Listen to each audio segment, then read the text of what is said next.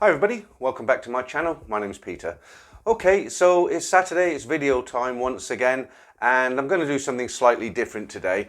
I get quite a few stories sent to me by viewers, and I do appreciate that. I like these stories, and they're not all relationship stories. A lot of the bits and pieces that people send me, they're just interesting stories that they think you'd find, other viewers will find interesting, so they send them to me. And they do say, like, if you want to read these out, you can do. So I thought for a change today, what I'd do, I've got several stories here. Some are quite short and some are a little bit longer, but they are quite interesting. They're nothing to do with bar girls this week, but they're just quite interesting stories, which I'm going to share with you. And I will be reading them, guys, because there's quite a lot of information here. So I might as well just jump straight in. So the first one, this was sent to me by a guy who's in Pattaya right now as we speak, and he's just telling me about the situation, not the bars, but let me just read this and you'll understand where he's coming from. Okay, so we'll begin. Here we go. The situation with beggars has got worse weekly. 99% of these have been polite Thais of various sex and ages asking for 20 baht or just smiling for anything. There was a British guy in Bangkok who asked for 20 baht.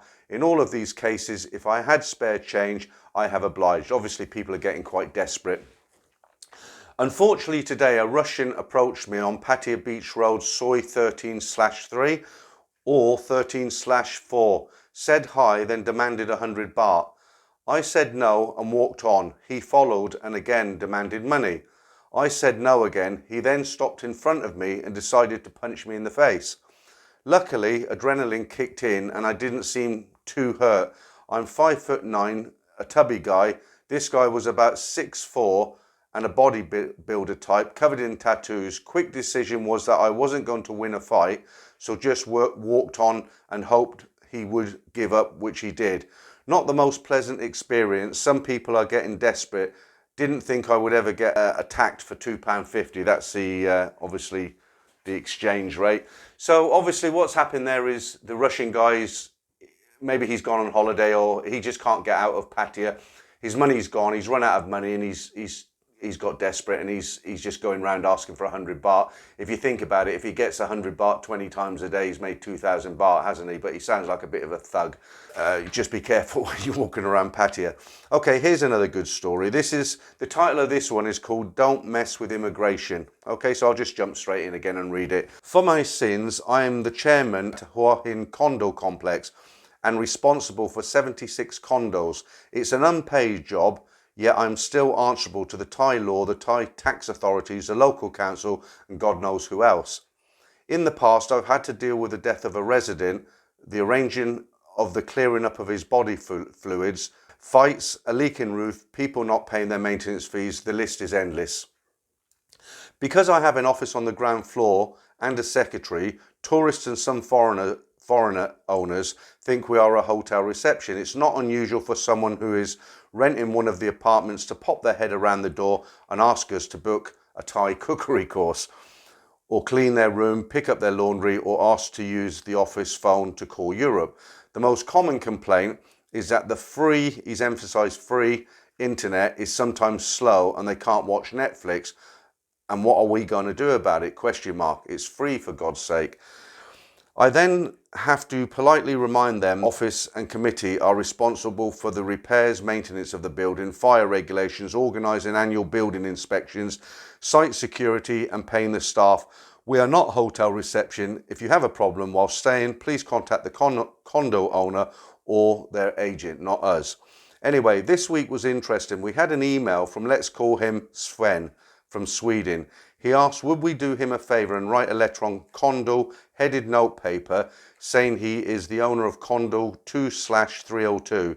He wished to present the letter to the Thai embassy in Stockholm to facilitate his early return to Hua Hin. Quite where he got the idea that condo owners were being prioritised, I don't know.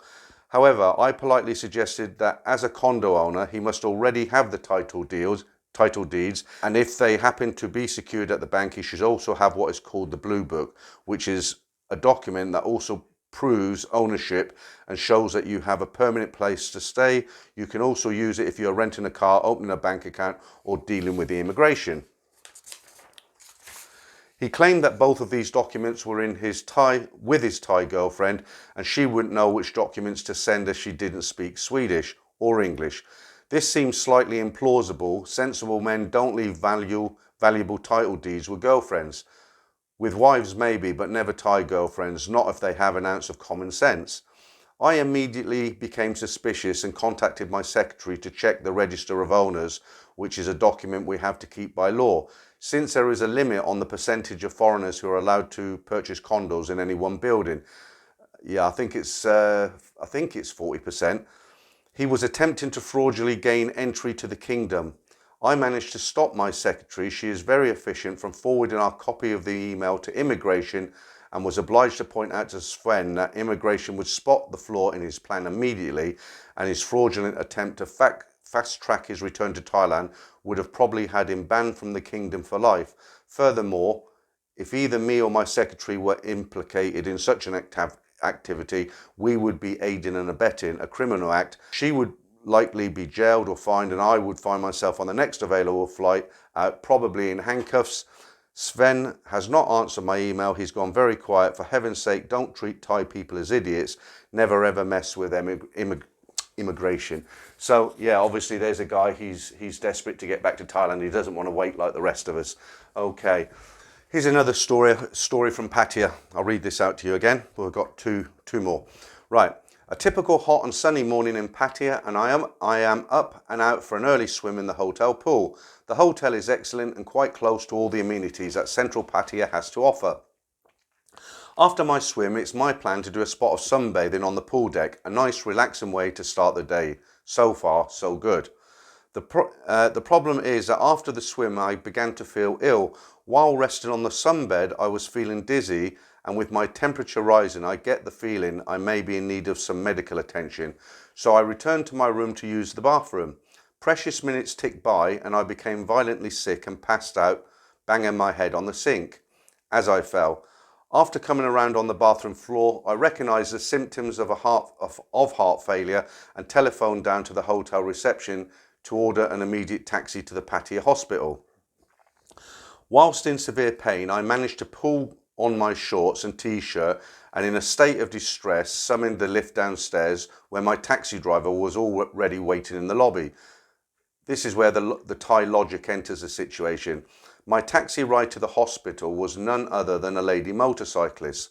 Time is now of the essence, and with my heart conditioning worsening, I felt I had no option but to mount the bike and wrap my arms around the lady driver to hold on. Perhaps you can envisage a Phalang tourist of pensionable age having a heart attack and riding pillion on the bike whilst weaving through the busy traffic down Soi Buakhao. Now not a recommended experience. The stress factor was off the scale. Fortunately, the journey was only half a mile to Pattaya Hospital, and we reached our destination within a few minutes. From this point onwards, my story improves dramatically. The staff at the hospital were totally professional, and I was immediately transported by a car ambulance to another hospital where a surgeon and specialist team were ready to meet me. The big question came first: do you have medical insurance? Fortunately, I've taken out a good policy with AXA Insurance in the UK, so I could provide the answer they were hoping to hear. It was deemed necessary to operate by inserting a stent into my chest cavity to assist blood flow to the heart. The operation and treatment I received was first class, and the insurance company were extremely helpful and efficient. Everything I needed was provided for, and the insurance company flew out my son from the UK for additional support. Following a period of convalescence, I was examined and passed fit to fly back to London, and the insurance company flew out a private nurse to Bangkok to meet us. We all stayed in a Bangkok 5-star airport hotel, paid for by the insurance company, and flew home business class on British Airways the next day. I'm pleased to say that I have now recovered and have returned to Thailand for a holiday since that unforgettable incident. I hope this story gets a message across to anybody thinking of travelling out to Asia without medical insurance. Anyone requiring emergency surgery in Thailand without insurance is going to need very deep pockets indeed. Finally, if requesting a taxi to the hospital, remember to stipulate a car, not a motorbike. Yeah, I mean, he's right. I mean, can you imagine if he hadn't had that medical insurance, how difficult it would have been and how much easier it was? I mean, flying him back business class, that was great. Okay, what's next? Right, this one is about the current situation with bars in Pattaya and Bangkok, and it's self-explanatory. I don't really need to add anything to this, so I'll just start reading it. The guy's actually in Thailand now. I recently received this just several days ago. I'm working in Thailand and living in Bangkok due to the COVID situation. My company was adopting a short work week. I now get Fridays, Saturdays and Sundays off with a reduced pay, of course. This gives me lots of time to get bored. I went to visit Soi 7, Soi 7/1 and so on until Cowboy on Friday. Started at about 5:30 p.m. and Soi 7 and finished close to midnight at Soi Cowboy. Bars are still made to close at midnight by the government. Anyway, things are slow, very slow. The bars at Soi 7 are empty, but that might also be due to the fact that I was early. I spoke with a Falang outside the big beer garden. He might be, I think he's talking about the beer garden at Soi 7. He might be the owner, he's put in brackets. And he says it's not as it was pre-COVID. That is understandable, I guess, as no tourists. Right now there are lots of bars, but with limited customers, i.e. those of us working here in Thailand. There are no tourists or business visitors to aid the bar industry. On to Soi 7/1. This is a Soi with the massage places mixed with bars. I walked down the Soi, avoiding being pulled into the massage places, reached the end, turned around and started heading back to Sukhumvit. Some of the bars here had more customers than those in Soi 7. By that I mean at least one person was drinking. I wanted to continue to Cowboy and have a drink at Country Roads, but decided to have a drink at a bar here in Soi 7/11 instead, just to people watch and see what happens in the next hour or two. I ended up at this place called, I think, the Magic Table Bar. It's on the same side of the Soi as the Wood Bar.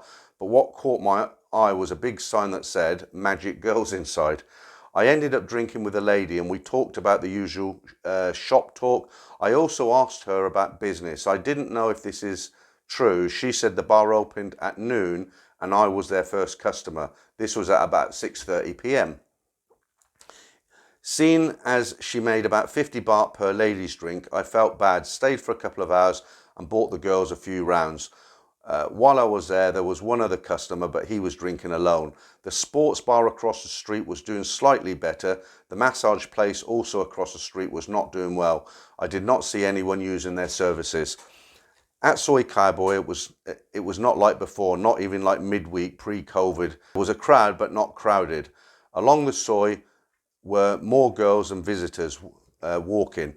Even Crazy House had empty tables, and with the upstairs closed, this used to be standing room only establishment. That's the one just before you go into Soi Cowboy on the left, if you're coming in from Soi 23, I believe. I went to a couple of other go-go's, same story, with the exception of Crazy House. The others had less than half a dozen customers while I was there inside. On Saturday, I was in Pattaya. I was supposed to meet a friend there who was opening a bar, but he pushed back the opening for a week. Since I already booked a room, I decided to continue on my own. I stayed at a hotel I stayed in the LK Metro Hotel, reached the hotel at about 2 p.m. and went exploring. First stop were the Sois around Lenki, Pothole, Boomerang. Again, the bars were empty, but I put it down to the fact that it was early in the afternoon. Having said that, the bars along Soi Baku seemed to be fine. Not jam-packed, but sufficiently occupied. Ended up at Soi Honey. Spent a few hours at a place called Runaway Bar, which was owned by a Brit. Started chatting with a nice lady, found her interesting because she said she learned English from watching YouTube, certainly not watching my videos, and she spoke with an American accent. Overall, same difficulties as the rest of the bars, lack of customers. Wanted to go and have a look at Walking Street next, but had to cut through LK Metro to get a motorcycle taxi. Was walking by when I spotted two tempting advertisements, see attached. So he sent me a couple of photographs of they're advertising beer, 44 baht, and as I said in another video, they're only making about 4 baht profit on a beer if they're selling it for 44 baht. I had a wonderful time. Drink prices were good and so was the company. The only downside, and let it be a warning to your viewers, I'll share a bad experience. After a night's drinking, my usual practice is to go for a walk to clear my head. So I went from Soi Baku 15 Second Road and back to Soi 2 second road, Soi 13 Pattaya is generally a safe place, even at night, and especially for a guy. So I wasn't too worried, and I was not too drunk that I lost my senses. As I was walking along one of the quieter streets, a lady came up to me on a motorcycle. She propositioned me, pulling me and telling me all the usual stuff, rubbing my arm, etc. She wanted to do it there and then. I told her I've been drinking and I'm not up to it, giving her a bit of face. It took me about 15 to 20 minutes to finally convince her I was not interested. She went off and I continued my walk, reached a hotel and went to bed. The next morning, getting ready for breakfast, I found my wallet was empty. I figured it had to be this lady that picked my pocket, took my money and placed my wallet back into my pocket. I had the money when I paid the bills at LK Metro's bars, and thinking back, my wallet was placed in an unusual orientation when I took it out of my pocket after I reached my hotel room. Anyway, it's not the end of the world. Money can be replaced, and she did leave me with my ID cards, credit cards, driving license, etc. That would have been a bigger hassle if I'd lost those. Okay, so there's several stories. I just thought I'd share them with you. You know, if you've got a story, you can send it to me, and I might do this. I might do this regularly. You know, save some of the stories up and just share them with you. I will do some more relationship videos, but I think that's quite a nice break from those kind of videos. Okay, so that's it this time, guys, for this video. As always, thanks for watching. I'll be back on Wednesday with my news roundup, so I'll catch you then.